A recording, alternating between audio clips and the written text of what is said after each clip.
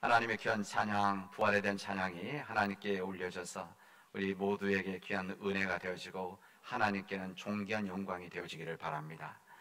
하나님께서 이 땅에 귀한 복을 내려주신 오늘 이 부활주일에 사랑하는 우리 모든 믿음의 가족들에게 예수 그리스도의 부활의 소식을 전합니다. 우리 주님께서 다시 살아나셨습니다. 우리 모두에게 부활하신 하나님을 전합니다. 우리 사랑하는 모든 교우들, 그리고 흩어져 있는 우리 모든 교우들, 힘듦과 절망 속에 있는 우리 모든 세상의 모든 사람들에게 예수 그리스도의 부활의 소식을 전합니다. 이 부활의 소식이 모든 사람들이 전해져서 우리 삶의 새로운 힘이 되어지고 희망이 되어지고 능력이 되어지는 귀한 부활절이 되어지기를 바랍니다. 우리 부활은 하나님께서 우리에게 준 축복이고 약속이고 또 새로운 약속입니다. 새로운 능력입니다. 예수 그리스도의 부활을 통해서 우리에게 주님은 산 소망을 허락해 주시고 그리스도의 부활을 통해 세상을 변화시키는 사랑을 주셨습니다. 뿐만 아니라 부활을 통해서 영생을 허락하신 산 믿음을 우리에게 허락해 주셨습니다. 예수님께서 십자가에서 돌아가시고 안식일이 지난 첫날 새벽에 어둠이 채 가시기도 전에 막달라 마리아, 또 살로메, 또 이 야곱의 어머니 마리아, 돌아가신 예수님께 향유를 발라드리기 위해서 무덤 동굴로 갔습니다. 이들은 예수님을 지극히 사랑했던 사람들입니다. 예수님께서 살아계실 때에 내가 죄인들의 손에 넘겨져서 십자가에서 처형되고 사흘째 되는 날에 다시 살아날 것이다 라고 하는 말씀을 들었던 사람들입니다. 그러나 그들은 이것을 받아들이지를 않았습니다. 오직 그들은 불쌍하게 돌아가신 예수님의 몸에 향유를 발라드리기 위해서 이 새벽에 산으로 올라가는 것입니다. 예수님께서 묻혀 계시던 동굴 무덤에 오르면서 이 세 여인은 염려와 걱정을 했습니다. 예수님 이 동굴 무덤, 이 돌을 가로막고 있었던 이 돌문을 어떻게 열어야 할 것인가 걱정을 하면서 산에 올라갔습니다. 그런데 그것에 도착했을 때는 그 무덤 동굴을 막고 있었던 큰 바위가 이미 열려져 있었습니다. 그래서 그들은 심히 놀라고 두려워했다고 성경은 증언합니다. 근데 그 안에 있던 사람 천사가 말을 하게 되어집니다. 놀라지 마십시오. 여러분은 십자가에 못 박히신 나사렛 예수를 찾고 있지만 그는 여기에 계시지 않습니다. 그는 다시 살아나셨습니다. 그는 약속대로 부활을 하셨습니다. 그가 누워 있었던 여기를 보십시오. 왜 여러분들은 살아계신 분을 죽은 자 가운데서 찾고 계십니까? 라는 이야기를 듣게 되어집니다. 이제 여러분들은 예수님의 제자들에게 가서 전하도록 하십시오. 예수님께서 부활하셨다고 하는 기쁜 소식을 사람들에게 전하십시오. 그리고 주님은 갈릴리로 가셨고 그곳에서 다시 만나자고 말씀을 하셨습니다. 천사의 선포였었습니다. 이 부활의 소식을 들었던 이 여인들, 성경에 보면 무서움과 기쁨으로 받아들였다고 했습니다. 여러분, 예수님의 부활의 첫 증인들이 여성이었다라고 하는 것은 우리에게 주시는 주님의 놀라운 은총입니다. 이 여인들은 무서움과 기쁨이 있었습니다. 이 분명 무거운 돌로 막혀 있었던 이 돌무덤, 이곳을 누가 치워줄 것이 염려 속에서 올라왔지만 그 돌문이 열려지고 이 빈 무덤이 되어진 그 시간에 빈 무덤이 되어진 것을 보고 놀라워했었고, 그리고 약속대로 주님이 살아나셨다고 하는 것은 그들에게는 큰 기쁨이었었습니다. 그들은 부활하신 예수님을 세상 사람들에게 전한 첫 부활의 증인들입니다. 십자가에서의 우리 주님의 거룩한 사건, 십자가에서 우리 주님께서 돌아가신 이 사건을 세상 사람들은 죽음이라고 말을 합니다. 그리고 이 십자가에서 죽음을 세상 사람들은 절망이라고 했습니다. 그리고 이 죽음과 절망을 세상의 끝이라고 했습니다. 그러나 하나님의 생각은 달랐습니다. 우리 세상을 사랑하신 하나님은 십자가에서 죽으시고 십자가 다시 부활하신 이 거룩한 사건을 죽음이 아니라 세상을 구원하는 새 생명이라고 말씀하셨습니다. 십자가에서 거룩한 사건은 절망이 아니라 어둠을 이기게 하는 새로운 희망이라고 주님은 우리에게 말씀하십니다. 십자가에서 거룩한 사건은 하나님 나라의 시작이라고 우리에게 말씀하십니다. 절망이 아니라, 낙심이 아니라, 죽음이 아니라, 끝이 아니라 우리에게 새 생명이고 새 희망이고 새로운 시작이라고 부활의 첫 증언은 우리에게 말씀해 주시고 있습니다.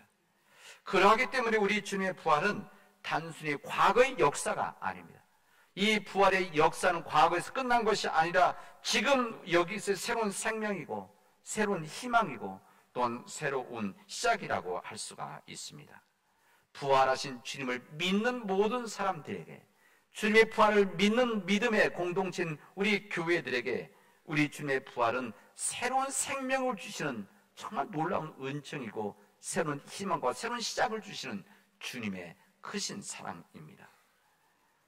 여러분, 예수님께서 무기력하게 십자가에서 돌아가신 후에 제자들의 눈으로 보기에는 무력하게 돌아가신 후에 낙심과 실망에 든 제자들이 흩어졌습니다. 이제 그들은 하나님 나라에 대한 희망, 꿈을 가지고 예수님을 따라왔습니다. 3년 동안 주님을 따라다니다가 예루살렘에 올라오게 되어진 겁니다. 그러나 예루살렘에 왔을 때 무기력하게 돌아가시는 주님을 보고 나서 그들의 가지고 있었던 꿈이 산산이 부서지기 시작을 했습니다. 예수님의 십자가에서의 고난과 죽음, 이 제자들과 주님을 따른 모든 자들에게는 절망 그 자체였었습니다. 이때 이 제자들, 낙심과 절망에 빠져 있었던 이 제자들과 예수님을 따르던 자들에게 새로운 메시지를 전해주셨던, 새로운 희망과 힘을 주셨던 사람들이 있었습니다. 이들이 누군가? 주님의 부활을 체험했던 사람들이고 주님의 부활을 증언했던 사람들입니다.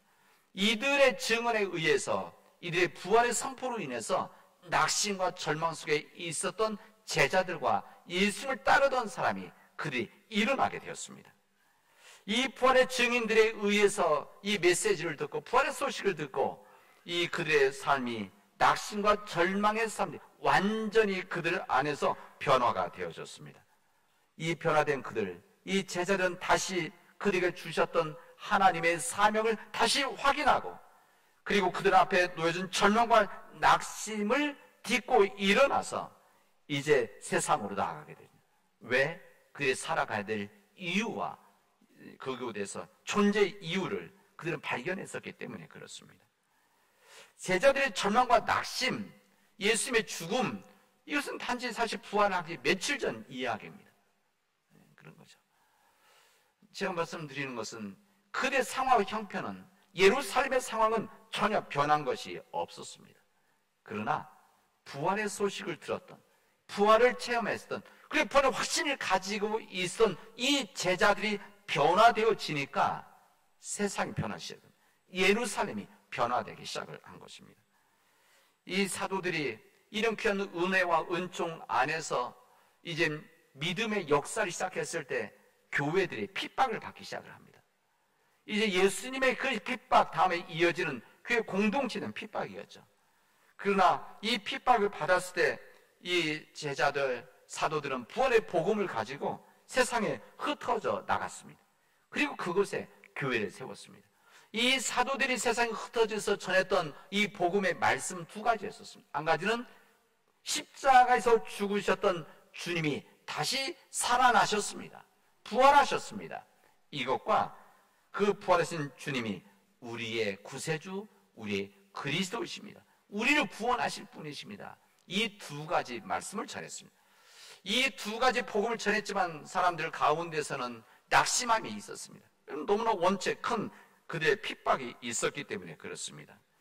이들의 초대 교회에서의 절망과 힘든 가운데 그들에게 새로운 희망을 주고 새로운 능력을 주고 새로운 변화를 주었던 사람이 이들이 누군가 하면 주님의 부활을 증언했던 사람들입니다. 이 주님의 부활을 증언했던 이 사도들에 의해서 그의 낙심과 절망을 딛고 일어났습니다. 절망을 딛고 이르는 그들에 의해서 주님의 복음이 세상에 전해지기 시작을 한 겁니다. 그리고 세상에 하나님의 교회, 주님 몸된 교회가 시작이 되어진 겁니다. 주님의 몸은 십자가에서 돌아가시고 부활하셨지만 이제 주님의 몸은 곳곳에 흩어져서 세상에 흩어져서 주님의 몸된 교회를 우리가 세워지게 하시고 주님의 몸된 교회를 통해서 살아계신 주님을 만나는 은총을 주셨습니다. 그 은총이 지난 2000년 동안 계속되어져 왔고 그 주님의 은혜, 부활하신 주님을 만나는 그리고 주님의 부활하신 가운데 살아가는 은혜가 지금 우리에게 주어지고 있습니다. 우리 사랑하는 우리 성도 여러분, 우리 시대는 지금 절망이라고 말합니다. 그리고 혼돈이라고 말합니다. 그리고 낙심이라고 그렇게 이야기합니다. 우리는 이 코로나 바이러스 3년이 흘렀습니다. 우리 3년 동안 우리 부활절 줄 때 성만찬 예식을 하지 못하는 이런 안타까움과 아쉬움이 있습니다. 이 모든 일들이 다 코로나 바이러스의 영향 아니겠습니까? 이 코로나 바이러스가 우리 삶을 절망의 무덤으로 밀어넣고 있습니다. 수많은 사람들이 생명을 잃었습니다. 뿐만 아니라 지금 일상으로 돌아가는 과정이라고 하지만 여전히 우리들은 이 코로나 바이러스의 이 두려움 속에 있고 어쩔 수 없는 인간의 무력감 속에 있습니다. 눈에 보이지도 않는 엄청난 무슨 행복이라든지 뭐 대륙간 탄도이라든지 뭐 탱크라든지 총이라든지 이런 것이 아니라 눈에도 보이지 않는 이 작은 미생물에 의해서 우리 인간이 좌절 속에 있는 낙심 속에 있는 우리의 상황입니다. 여러분, 코로나 바이러스만 그렇습니까? 이 코로나 바이러스의 원인을 전문가들이 이야기할 때 뭐 여러 가지 이야기하지만 가장 큰 원인은 이 기후 위기다 이렇게 얘기합니다. 기후 변화다. 이젠 기후 변화 차원이 아니라 기후 위기다 이렇게 이야기를 합니다. 이 지구촌에 구체적으로 우리 삶 속에 이 코로나19보다 훨씬 더 큰 절망감을 줄 수 있는 이 기후 위기가 우리에게 다가오고 있습니다. 이미 곳곳에서 우리가 경험했던 집중폭우, 또 이 이상 기온, 또 이번에 강원도에서 크게 났었던 그리고 새 곳곳에서 이루어지는 산불들, 그리고 꿀벌들의 집단 실종, 기후 변화를 농산물의 변화, 이런 모든 일들이 다 기후 위기로 인한 우리의 위협이라고 할 수가 있습니다. 이것 때문에 일어난 일들이 우리 삶에 큰 변화가 앞으로 있을 것입니다. 이제 자연이 주는 이 모든 것들이 자연이 주는 경고입니다. 그리고 자연이 주는 하나님께서 주시는 하나님의 경고라고 할 수 있습니다. 이미 빨강등이 켜졌다고 전문가들은 이야기하고 있는데 사람들은 이것을 청종하지 않습니다. 우리 인간 삶의 편리함, 여전히 우리 인간 삶의 이기주의, 인간의 탐욕을 멈추지 않고 계속 가면 우리가 살아가는 생태계는 불보듯이 뻔합니다. 그러나 그럼에도 불구하고 우리들은 외면하고 있습니다. 소돔과 고모라의 교훈을 여전히 우리는 듣지 못하고 있습니다. 생태계 회복과 탄소 중립을 부르듬이 이 세상에 들려도 이 세상의 탐욕, 이 세상의 이 편리함, 또 재물, 돈, 권력의 소리가 너무 크기 때문에 이 생명의 소리가 들려지지 않는 이 절망의 시대에, 낙심의 시대에, 어두운 시대에 살고 있습니다. 저는 오늘 부활주를 맞이하면서 이런 우리의 상황들에 대해서 주님께서는 우리가 여기서 이 절망과 혼돈 속에, 낙심 속에 있는 우리들에게 부활의 소식을 우리에게 전해주시고 있습니다.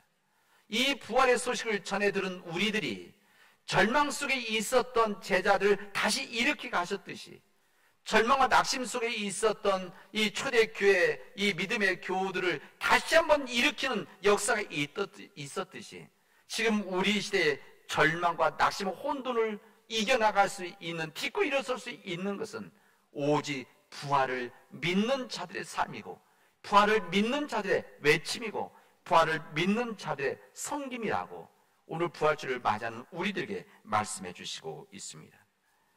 부활의 첫 소식이 빈 무덤에서 전해졌을 때 예수님께서 이제 부활했던 기쁨의 소식을 전하라고 천사가 이야기합니다.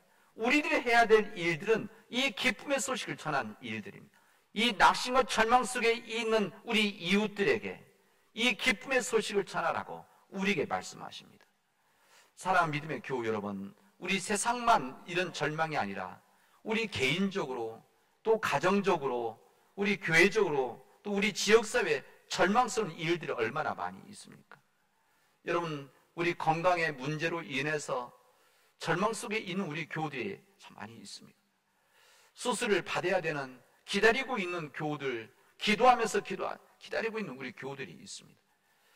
우리 경제적으로 어려워서 이 지난 3년 동안 영향으로 낙심 속에 있는 우리 교우들도 있습니다. 가족의 문제로 인해서 절망 속에 있는 우리 가족들이 있습니다. 우리 사회적인 여러 가지 정치, 사회, 평화 문제, 북한 문제로 인해서 절망스러운 일들이 우리가 끊임없이 우리를 도전하고 있는데, 그런 우리들에게 주님 오늘 부활절을 맞이하는 우리들에게 말씀하십니다.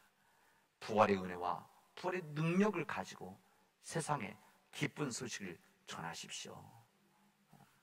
세상상 낙심하고 절망하더라도 부활을 믿고 있는 우리들이 주님의 부활의 은혜 안에서 살아가면, 부활의 증언자로 살아가면, 이 부활의 삶, 우리가 세상 앞에 단단히 서면 이 부활의 은혜가 절망을 딛고 일어설 수 있다는 것을 우리에게 말씀하시고 있습니다.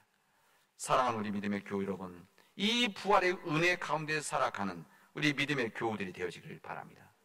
주님의 은혜를 믿는다, 주님의 부활을 믿는다면 여러분, 나약한 삶을 딛고 일어나서 이제 주님의 능력으로 살아가도록 하십시오.